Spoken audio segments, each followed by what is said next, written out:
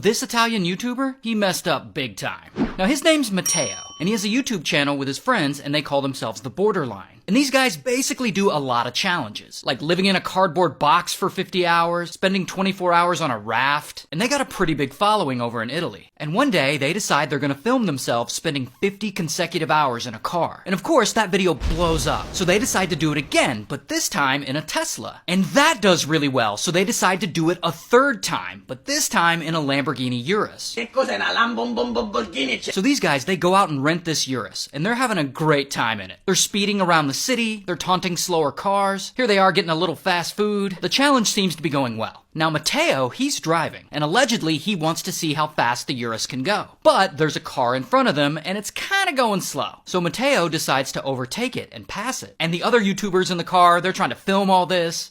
Okay, while they're doing all that, let's talk about this other woman. Let's just call her Mama. So Mama picks up her 2 kids from kindergarten. The son is 5, the daughter's 3. And she buckles them in, and she drives away in her little smart car. And she's on the road for a bit, probably, listening to the radio or asking the kids what they did at school today. Meanwhile, Matteo and the Borderline are passing that slow car that was in front of them. And they pull into Mama's lane, and Mama's car and the Borderline's Urus collide. Nearly head on. And this isn't like a small fender bender. This is a brutal crash. And Mama and the daughter survived. But unfortunately, the 5-year-old son did not.